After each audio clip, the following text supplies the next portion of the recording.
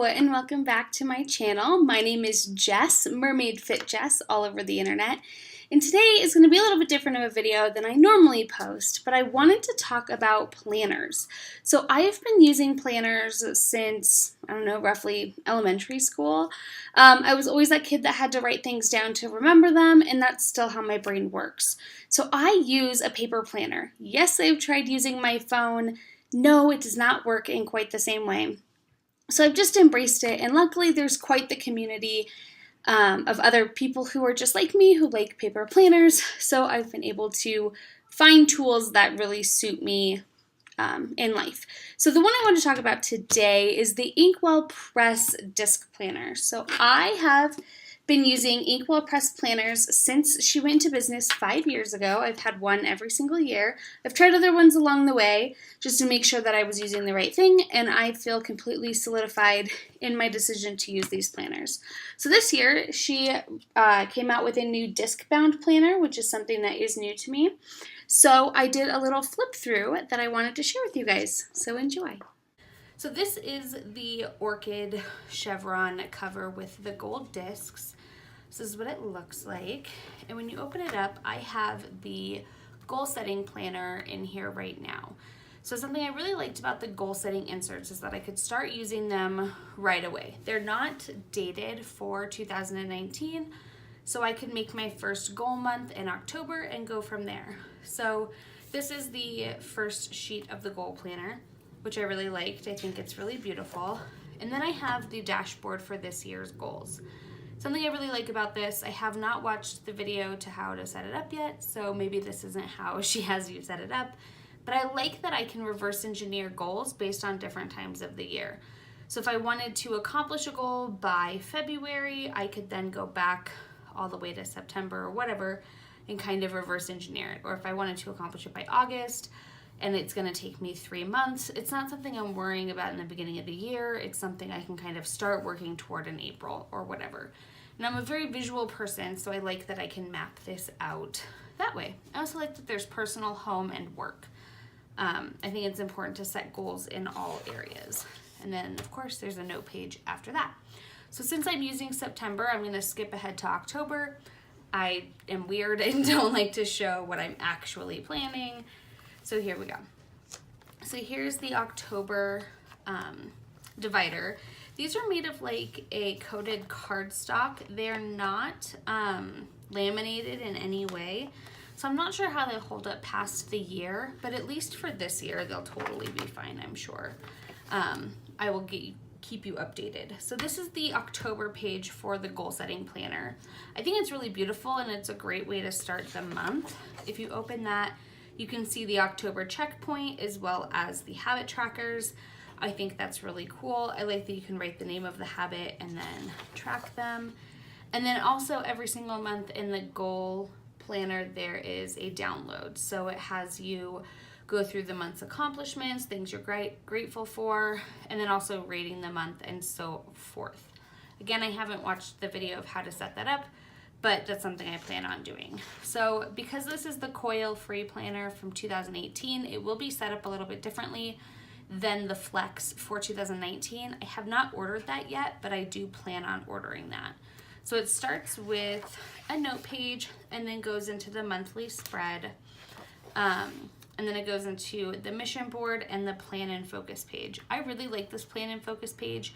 From what I understand in the 2019 Flex, it's at the end of the month, but you can just take it out because it is the disc bound and put it at the front of the month, which is what I plan on doing. So like I just showed, these are really easy to take out and then just put back in. The pages seem to be holding up great by doing that, so that's nice. So this is the Flex weekly layout. As far as I know, it looks the same in the 2019 version. So you have the lines and then the boxes. Tanya also includes these dots so you can connect them and make a line. That's how I like to plan. I did an Instagram story highlight about how I plan, so if you want to see more of that, you can. But here's how I separate the weekly pages. So I like to do things that are time bound on this side. So it'll say like 9 a.m. meeting with Amy, or whatever I have going on. And then this is a to-do list. I don't do it running anymore. I have done that in the past, but every day has some tasks. So I know if I have to do something on Friday, I can go ahead and put it on Friday. Check out my Instagram story highlight for more information on that. So just moving forward, these are pages that were punched with the Happy Planner Create 365 punch, and they work great. I will show you kind of what that punch looks like. It's a more shallow arc than the Inkwell Press punch, but they turn just fine. They go in and out of the planner just fine, and I haven't had any issues with them. So if you don't want to spend a ton of money on an arc punch or a Levenger punch, you certainly don't have to. Here's an example of an Inkwell Press page that was punched. Here's the weekly meal planner, which I will get to in just a second. But here is how they compare. So this is, again, a Happy Planner punched page, and this is an Inkwell Press punched page. Sorry. So you can see the difference in the shapes of the punches here. I mean, I hope you can. I can't see what you see. And if I put them on top of each other, you can see that a little bit better, I think. So the length of here, I think this is actually better, sorry. The length of the, like, I guess, neck is a little bit different, but the depth of the arc is about the same. So obviously the Inkwell ones appear deeper because they start further down, but really, if there's any difference, it is negligible. These insert and turn just fine in the Inkwell Press planner, so I haven't had any issues despite how that looks. So on top of getting the goal planning inserts, I got the meal planning inserts, which I really love, and I actually used one of these earlier today when I went to the grocery store, and it worked out great. So we planned out our week of lunches, breakfasts, and dinners, which I realized I said inside out, but bear with me. So I like that there's a spot for breakfast, lunch, and dinner, as well as the source. So if you're using a recipe from Pinterest, or I have the no plan meal plan, I can put that in here. So if I need to go back and reference a recipe, I know where to do that. It also includes snacks and notes, which I think is really nice because sometimes we forget to plan those things and then forget to buy them, and then later in the week you have to run to the grocery store again. I also really like that the grocery list is on the back of this, so I could just take this page. I didn't. I took the whole planner because I wanted that hard surface to write on, but you don't have to. So you can just take this out. I can then put it on my fridge so I can see the meal plan for the week, or if I want to move it, instead of having it at the end of the month, which is where I have it right now, I can snap it into this week and see that this week I'm having these meals. So I liked the versatility of that. So that is the meal planning page. Lastly, I'm going to jump back into the goal setting page for just a moment and show you the quarterly goal setting pages. So again, with the front of the month, they have the checkpoint and the habit tracker as well as the download. And then at the end of the month, there are these quarterly check-ins. So because my planner starts in October, or technically September, I put quarter one at the end of December instead of quarter four. So I can go through and do this check-in for how the quarter went as far as reaching my goals. I really like that you can adjust your goals as well as redo your life wheel and your productivity matrix. So if those two things don't make any sense to you, they came with the goal setting planner, which I shoved the rest of it all the way in the back of my planner. So I need to go and work through these pages. I have done no work in the goal planner, but I like that you can, it starts here. So define your future self, and you can like really set goals, and there's a whole system to it. I know that there's also podcast episodes that walk you through how to do this. So it comes with the video of how to use this planner, and I'm really excited to do it and work through these pages. Right now my goal is to have the time to set down and do my goal planner, but I feel like that's mom life in general.